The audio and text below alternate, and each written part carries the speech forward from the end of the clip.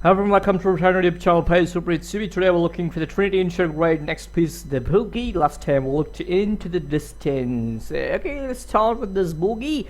So we have in front of you the page, and if you look at the key sign of this, you can easily understand this is composed in either A minor or C major. But if you look at the 7th degree of this picture, you don't see any accidental or any flat. That's why we can easily say it's in C major scale. But here we can't say it's purely C natural major scale, because if you look at for the 5th bar and all of this piece, you have the E flat note, so we can't say purely it's composed in C natural major scale. Anyways, let me apply the first two lines with the tempo, peak tempo that's 92, then I will start the tutorial on this.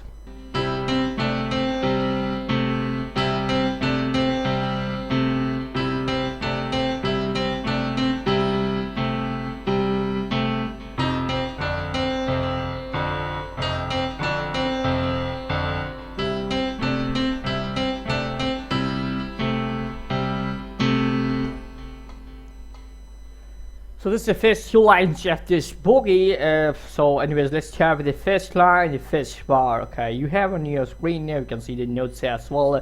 Looking at right hand notes, you have the notes. First you need to identify the notes. However, I have written them with the English alphabetical letters E, C, D, C. The first note is E, the second is D, second is C, the third note is D, and the fourth is C. Okay, and you get it. And if you look at the fourth note C, you see there's another note besides, like again C, but you're not supposed to play that, because you know the fourth note C what you played is getting tied with that the next C. So you know the meaning of tied note is just you don't need to repeat the note again, but you have to sustain its note values. So the first note E, C, D, C, all are 8 notes. So if you have watched my previous tutorial videos of this initial grade Trinity, you might have understood how to play these 8 notes. Like if the first note E is coming on the first beat, then the C will come on where between 1 and 2, and that we call as 1 and. So 1 and 2 and. We can say the metronome here 1, 2, 3, 4. We can't say, because they are not quarter notes, they are 8 notes. That's why we call like 1 and 2 and 3, 4. The third and fourth beat, you know, you're sustaining that tight C now. That's the first bar of right hand. If we take the left hand now, left hand, you need to identify the notes. They are C and G with the fingers 1 and 5 respectively allotted. And if you see, all the bass clef notes are quarter notes. So C, G in the first beat, in the next you have C, A in second beat, because C and G was a quarter note. And third beat you have again C, G back to it. It's again quarter notes. Here the fourth beat you have C and A.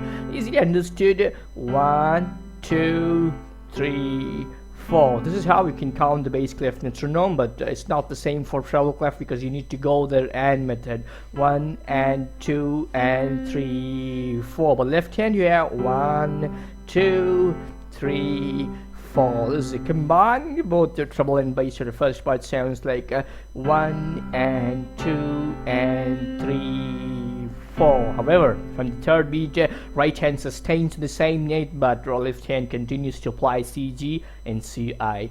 So this is the first part of treble and bass. Let's move to the next bar. You have almost the same thing in right hand. Not almost, it's same only. E, D, E, C, D, C again. 1 and 2 and E, C, D, C, 3, 4. Look at the bass clef, it's again same. There's not at all change anything compared to your first bar. So you can easily apply combining both the bars. 1 and 2 and 3, 4. 1 and 2 and 3, 4. If you don't want to say the numbers, you can just play sounds like this.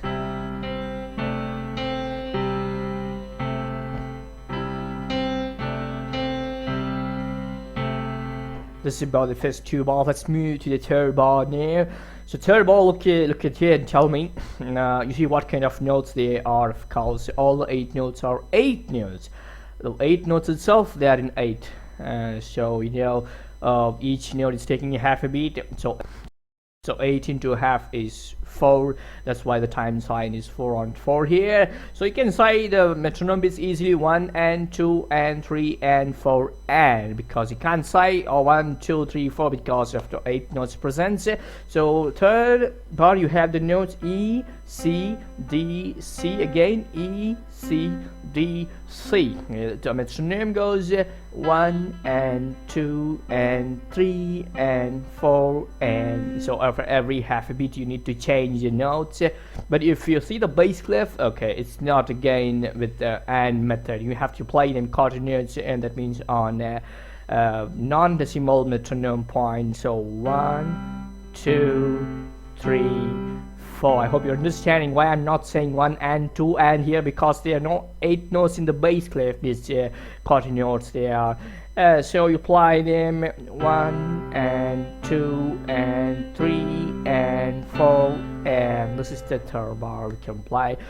You want me to combine from the first bar to the third bar? It sounds like this: 1 and 2 and 3 4 and second bar 1 and 2 and 3 4, third bar 1 and 2 and 3 and 4 and this is about the first 3 bars. Moving to the fourth bar of the last bar of this line, you have a treble clef on your one note.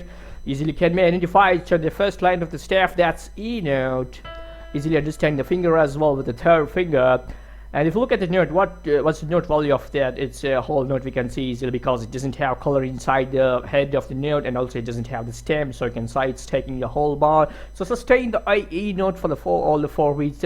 1 2 3 and 4. So you don't have much job right hand. If you look at the left hand, again the quarter notes theory is continuing there again.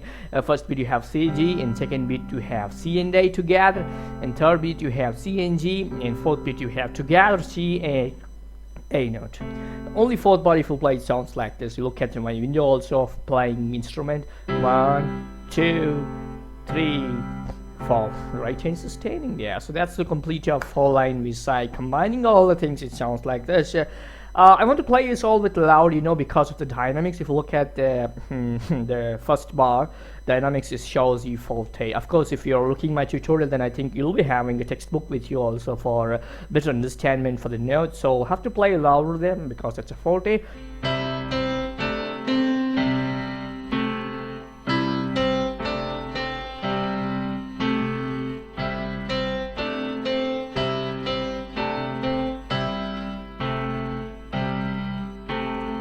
Bars of this line. And did you observe one more thing about my articulations? When I'm playing, for example, I'm playing the first bar, I'm playing notes like this: E, D, E, C, D, C. I'm not playing them like E, C, D, C. That means I'm not playing the notes connected because you don't see any slur or legato line connecting from any note to any note. That's why all the notes should be played with detached. However, we're not going to disturb their note values, but they should be played with not connection, that's detached notes. So you're going to play, you lift your fingers after each note: E, C, D, C, but not E, C, T, C. That should be taken care of if you're looking for examination to score 22 out of 22 because each piece of the Trinity takes 22 marks.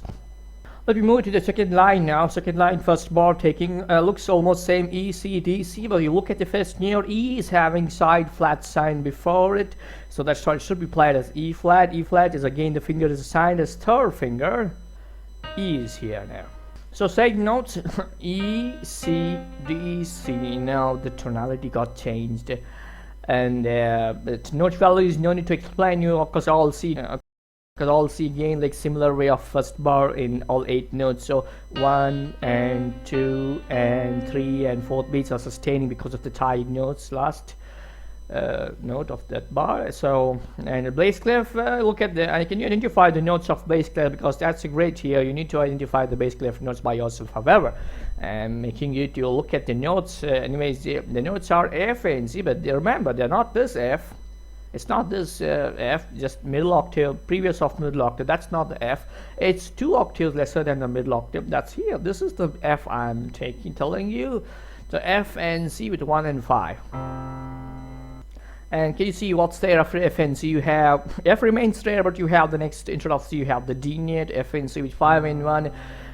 You have FNG again with 5 and 1. You can't take any other finger because you don't have left with any other finger to apply FNC. In second beat you have FND. Next again you have the same FNC. Fourth beat you have FND. All should be applied on each beat because all are quarter notes. So no need to say and everything. If you want to combine the treble and bass for this second line first bar, that's a fifth bar oral. Sounds. So on the side, the metronome beat sounds like this: 1 and 2 and 3, 4. This is there. The fifth bar. Moving to the sixth bar, same. You have E flat, C, D, C. Everything is same. Again, left hand also you have the same. So why do I need to show it separately? Let me combine the fifth and sixth bar with the timing. So 1 and 2 and 3, 4. Next sixth bar: 1 and 2 and 3, 4. Going to the seventh bar, that's the third bar of the second line. Look at the bar, it has got E, but beside that you see a sign. You know that's what that sign is. Nothing but natural sign. Natural sign is nothing but you're going to cancels or nullify the accidental return before anywhere, because in the previous bars you had converted as E as E flat. In order to cancel those accidental, you need to use the natural sign. So it's again considered as a C note again.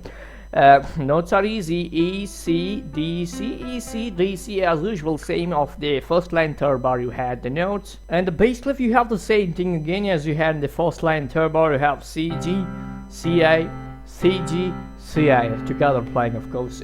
So the third bar of second line, that's seventh bar of all line, sounds like this. 1 and 2 and 3 and 4, and such a easy thing. And if you look at the next bar, it's an 8th bar. Not almost, fully same what you had in the 4th bar. So such an easy song for the initial grade. It doesn't even seem like an initial grade, seems lesser than initial grade.